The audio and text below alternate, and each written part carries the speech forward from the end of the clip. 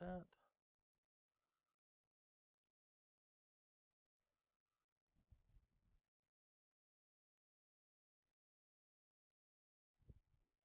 All right, so let's take a look at the syllabus. Oh, I have a projector that didn't turn on, so I'll get that real quick. So let's talk about the syllabus. We're doing a couple of things in the live section. One of my hopes is, and of course the COVID thing has made funding a little interesting, is I'm looking at trying to replace the projectors, actually putting two monitors side by side. So that's what this one is actually, is a experiment to see. Quite frankly, I think you'll find it's far easier to read text on the slightly smaller but brighter and sharper monitor. So those people online are like, what are you talking about?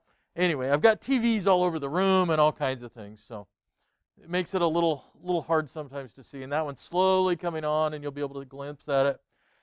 All right, so I opened up the syllabus from inside of the course. So there are a few people who aren't aware of who I am, both online and in class. So I will tell you my name is Bradley P. Griffin. And when you signed up for this course, that's not the name that you saw, was it? You saw some guy named Kenneth. Well, my parents decided to add Kenneth to the beginning of my name, and then I was actually named after apparently like an uncle who apparently committed suicide at like I was 6 months old. So my name went from Kenneth to, hey, we'll use his middle name all the time. So it only shows up on my driver's license, and usually it's kind of funny when I get pulled over because I hand him my driver's license, then it'll come back up, and I'm texting away and it's Facebooking and going, getting pulled over again, and the officer's going, Kenneth, I'm not responding. He doesn't. And then the next thing I know, it's getting interesting. But so it shows up on my driver's license, and it shows up on our system here. So Kenneth Griffin is.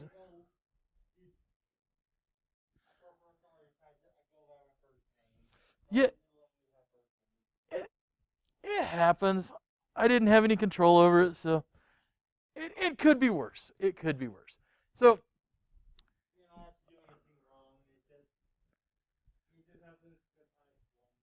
true, Gavin.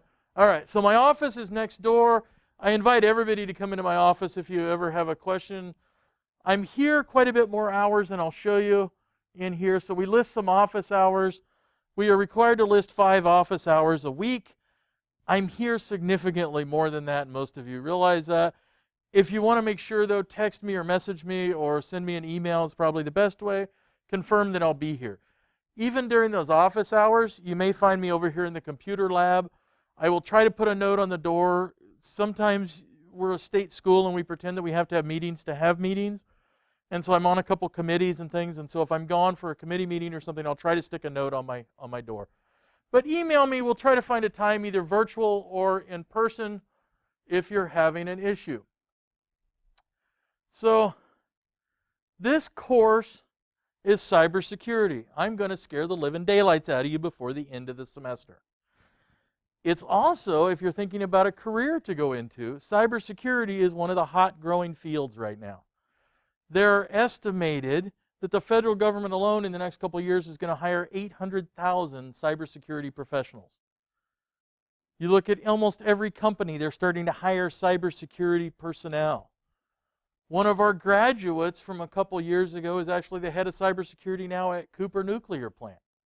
So there's jobs out there, and they pay pretty well. So we'll talk about that as we go through. So a couple of ways you can buy the book. The way I listed it on the bookstore's website is as the Cengage Unlimited bundle, because the Cengage Unlimited has the online book, and it has the materials we're going to use. It's $119. If you have other CMIS classes, it makes a lot of sense. You can buy the separate online piece called MindTap and the book, and it's about $200. I figured most people didn't want to do that. The other way you can do that is if you really like a physical book in your hand, is from inside of Cengage, you can actually go rent the book for the semester, and I believe it's $7.99. So if you really like a physical book, and quite frankly, I will say that when I look at stuff, I like a physical book, but it's also kind of handy that I can log into my textbook anywhere in the world either. So if I go somewhere, I don't tend to take a physical book with me. I take an iPad, and that way I can log in and see the content. So required software, we're going to look at some stuff and force you to do a little bit of things in here. But as far as required software, I will provide, or the college will provide. What is interesting is we are now starting the full rollout. Everybody now has Office 365, I think, right, Austin? As far as I know. And in fact, you probably got some emails about your email accounts are going to change. So we now have Office 365, so there's no excuse not to have a spreadsheet or a word processor, not that there really was one before. One of the things that you will need in this class is we're going to do a little bit of software installation, and we're going to try to put it into a protected container, but you need administrative rights on your computer. So I'll pick on Austin again. So Austin, if you were using a computer from the college and you didn't have administrative rights, you wouldn't be able to install that software. So if you're using one that you don't have the rights to install things on, it can be a little bit of a problem. We can do this very easily on the Mac. We can do this on a PC. The one of them that I have had some students struggle with, because it's not always necessarily a full-fledged machine, is a Chromebook. So if you're using a Chromebook, you might message me now and say, hey, I've got a Chromebook. This is what I'm using. And we can, in class, we can come up with alternatives. If you're online, I'll work with trying to come up with some ways that we can make this work for you. Chromebooks are great from a security standpoint. I recommend them. From a learning standpoint, what we want to do, sometimes they're not necessarily quite as good. So fundamentals, we're going to talk about why things happen, what problems exist, why do they continue to exist. Cybersecurity has been around for a long time, and even today, we're still getting issues. And in fact, if anything, they're increasing in volume, they're increasing in severity. And we'll talk about one called the SolarWinds breach, which I think we're going to be talking about all spring, and is going to be very detrimental to a lot of corporations and government agencies. So we're going to look at what are these risks, what common tools. We're going to look at things like biometrics. We're going to talk about cryptography, hashes, encryption. Is anybody in here a math major? Oh, darn it. All right, so encryption, we'll do the slightly less mathematical model. How do we maximize our protection on our operating system? How do we protect ourselves? How do we protect the companies we're working with? And we're going to look at plans and policies, the less fun side of that, but more the business side of how do I make sure that I have a business policy so that Marie Antoinette, who just hired, and we find her surfing on websites that are inappropriate, that we can do something about that. So how do we set up those kinds of policies? Or Mark decides he's going to take a flash drive and download all of our company's data onto it and walk out the door. How do we protect ourselves about those? So sometimes it's some policies we need to deal with. So this class, we're going to have a whole lot of weird things. We're going to have lectures. We're going to have discussions. We're going to talk about things. We're going to take the online students and make them do things. And you guys are going to do things. We're going to share those together. So the online sections are hopefully as close to the on-campus as we can get. Participation. I will say attendance, but we already have enough pieces about attendance that you're going to see. Be here because hopefully you will learn something new every day. I hope. If nothing else, you will learn how to be scared in this class. So whether you're online or you're on campus, be there, participate, read the material, use the resources available, treat each other nicely. This is one of my big things. And I would have never thought, but I had a class a couple semesters ago where students were attacking each other on the discussion boards. Be nice to each other. It's not hard. If you have to ask, is this something I should post? It probably means I shouldn't post that. Ask questions. Start early. That way you're not starting your assignment at 11 o'clock on a Sunday night. And you're going, I'm not going to get this done, so I hope my instructor's really nice and actually lets me turn that in. So I am really working on late material, so try to get things done early. If you're on campus, so if you come to visit us, and you're certainly welcome to, or you're in class today, face coverings are a must, required by the college. I think you guys on campus have all now had to sign some kind of a pledge and everything that you're going to do this, and you guys are getting tested every couple weeks, if not weekly, depending on your campus pieces. So Weekly assignments. Every week there's going to be something. Oh, well, that's mean. There's discussion boards. When you think, well, those are for online students, for those of you that are on campus, but we use those and we'll discuss the similar subjects. And so what I have done in other classes is we've come up ways to try to weave those two together on those discussion boards. So, and we also sometimes just use them as a place where we can do an additional assignment and we can look for resources and things that are out there. There are weekly quizzes. There is a lab connections and live virtual simulations. So these are pieces inside of Cengage, and we'll show you what those are. Those are due, generally there's 1 or 2 of those a week.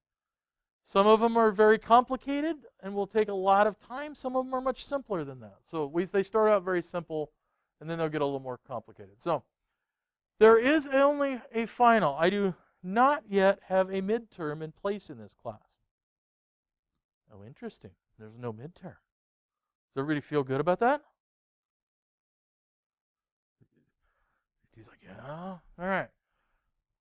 Grading scale, 90, 80, 70, 60. Conveniently, I originally scheduled it to hit 1,000 points. As we progress, one of the things about this class is it's dynamic. We respond to things that are happening externally. And hopefully, well, no, let me rephrase that. Unfortunately, I know there will be security incidents, cybersecurity type of incidents in the spring that we'll address. Hopefully nothing will ever happen, but I can't say that for certainty. What I can say is I'm going to suggest that we will. We'll respond to those. We'll take a look at things that are happening. So there's this default note about attendance, so you're supposed to be in class. If you are quarantined for some reason, there's essentially a week to get the material done, and that is coming out of our administration, so make sure you realize that piece in there. We are using Bobcat 360 for both attendance tracking and for performance tracking. So one thing I will say is most students who are failing a class know they're failing a class, but sometimes that extra nudge from that email from the vice president's office is enough to kind of motivate people to do things. So we use that system to also track. It goes to, if you're on an athletic squad, it goes to your coaches. So we use it for that. There is a grade appeal policy. If you wish to appeal the grade because I was unfair in my grading, you think, you can use our grade appeal policy. There are very limited reasons for being able to appeal the grade and actually successfully appeal the grade. So if in this class I decided that men are superior to women and they're going to automatically all get an A, but all the women are going to get a B, that would be a reason for appealing that grade because I didn't treat you equitably. Honestly, it would probably be the other way, wouldn't it? Yeah. I saw the look over there. So nearly at the end of the semester, you guys are all aware we do the course evaluations. Make sure you fill those out. We appreciate the time and effort you guys put into that because we use it and we cycle it into the next set of classes. Sometimes we ask a lot of questions during the class. And if we do something so dumb or something so good, either one, come tell us immediately. And you might go, because we can take criticism. You're not going to make us cry if you come in and say, I didn't understand this lecture today, or I didn't understand this concept. Is there a better way you could explain that? We're not going to get mad about that. We want you to learn. Our goal isn't to try to make you guys frustrated and mad. We want to make you guys learn. So, course evals. Disability services. We have a great team over in our disability office. If you fall into those categories, please take advantage of those services. Tutoring is the same way. There is no shame in needing a tutor or working together to try to learn concepts and materials. When I was here as a college student, many, I don't even want to think about how long ago it was, I was taking accounting courses, and sometimes the accounting courses is stuff like, I don't understand this. This is making my head hurt. And we would get together and study. There is no shame in that. And in fact, it's a great way to learn that, hey, I can learn new content. So, academic integrity, don't cheat or I'll come in here and yell at you. It's not good. Equal opportunity notice. We will treat everybody as equally as we possibly can. If you find you are not being treated equally, or you see something that you think is a violation of that, come talk to us. Come talk to our office if it's something. If it's something in our building, come visit me in my office. I will certainly try to advocate for you. If I do something really dumb and I'm treating you differently, because maybe I'm going to pick on Destiny because I know her boyfriend. You think you're going to get picked on this semester, don't you? Yeah, it's okay. So sometimes I also like to call this I will pick on everybody equally statement in here.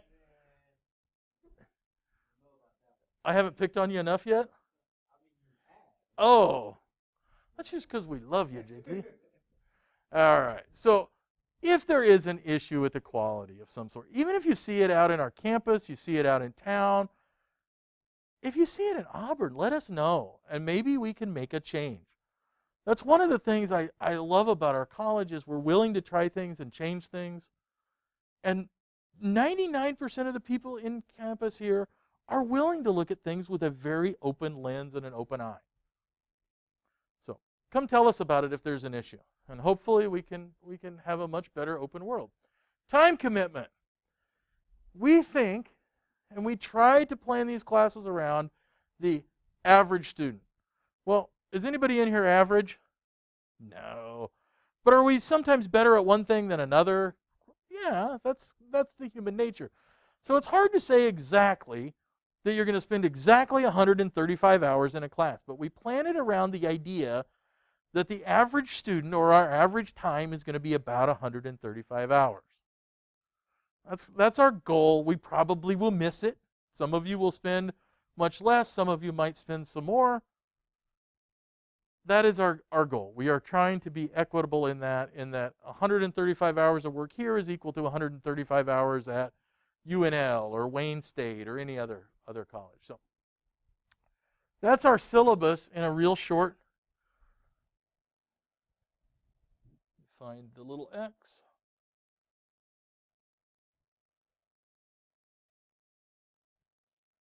And bring back up our class.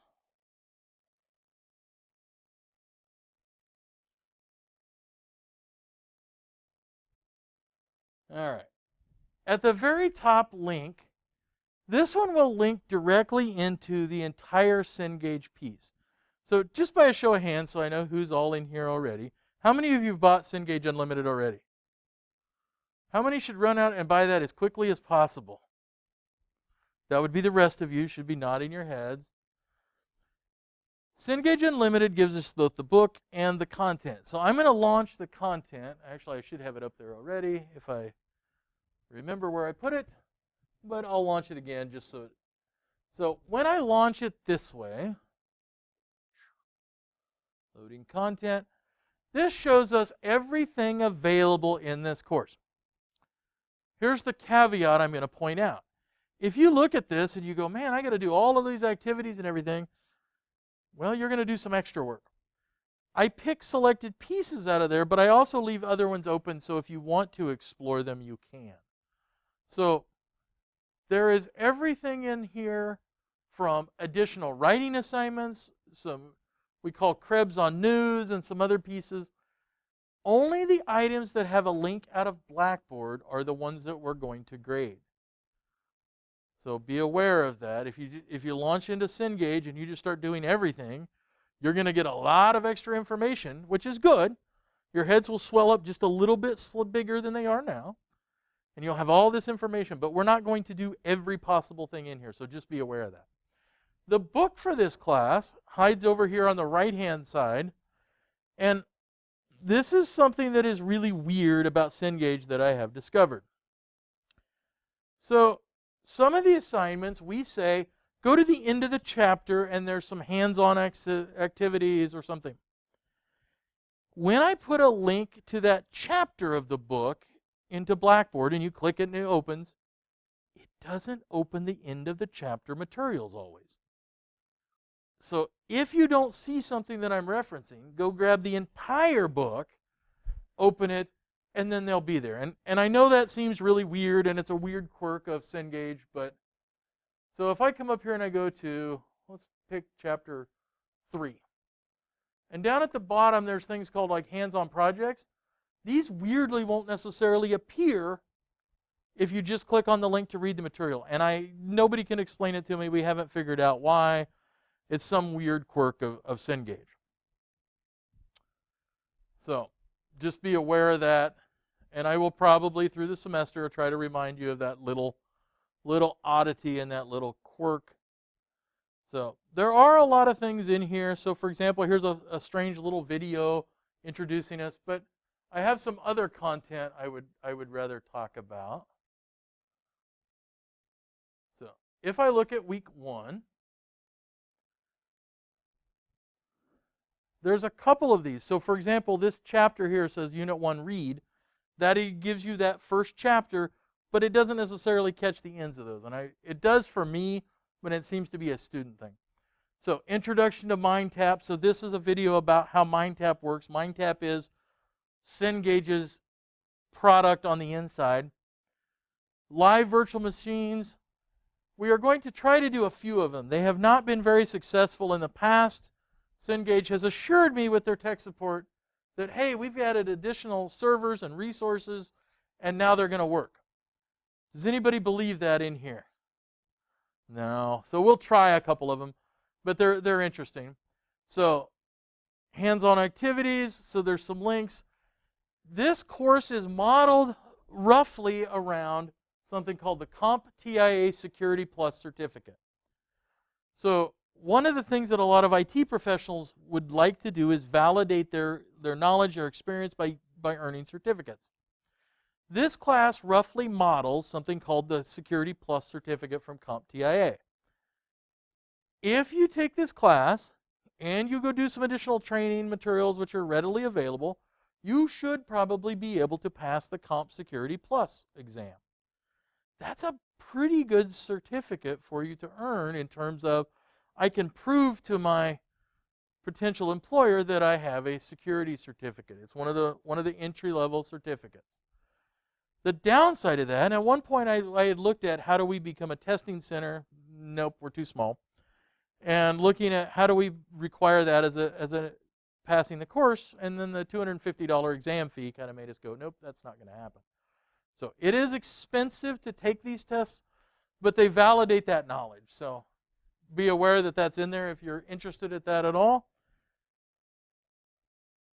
So I have a couple of sites that have recent articles on security and what's going on. There is a preview that shows us our learning objective. And then we have our first assignment, which is the Lab Simulation 1-1. So I would suggest that you read the book first before you attempt this simulation. You might even want to do a review or reinforce and then go in and do the lab simulation. Here is where we tend to have the first problem. How many of in class run Macs? So Macs, you must use Chrome or Firefox or it won't work inside of Cengage. On Windows PCs, you have an HP. I can't pick on you. Darn it. So on Windows PCs, I find it much better to use Chrome or Firefox. The one that absolutely seems to drive it crazy is the newest Edge browser from Microsoft. So my first question when somebody says, hey, I can't get this to work is, what browser are you using? What kind of computer are you using on there? So that's one of the first things I will ask you about is that. So that is our kind of the overview of the course. If you look over at course discussion boards, if I can get down there we go. If we look at discussion boards, I would ask that online students and on-campus students, both, let's introduce you. Let's talk about something. So it'd be great if I had a picture because I can see you. Right now, all I see are face masks here, even on campus. So tell us something about you, your hometown, your major, future plans. What about you?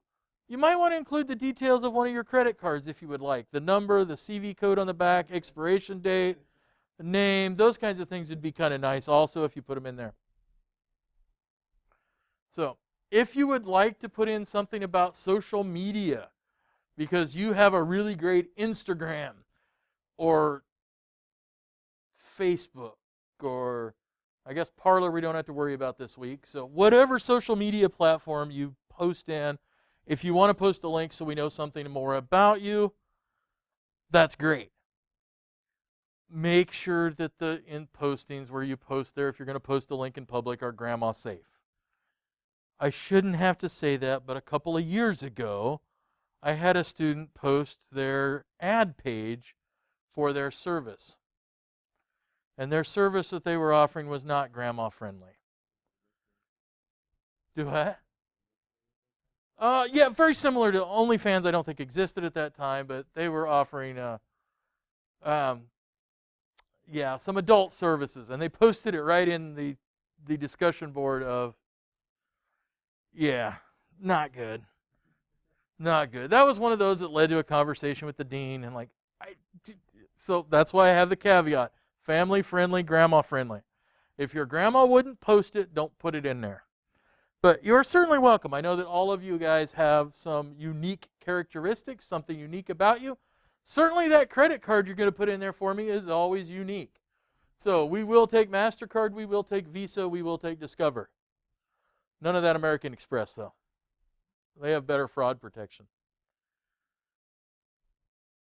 All right, I will give you guys in class 5 or 6 minutes to do that really quickly. Make sure you've posted in there.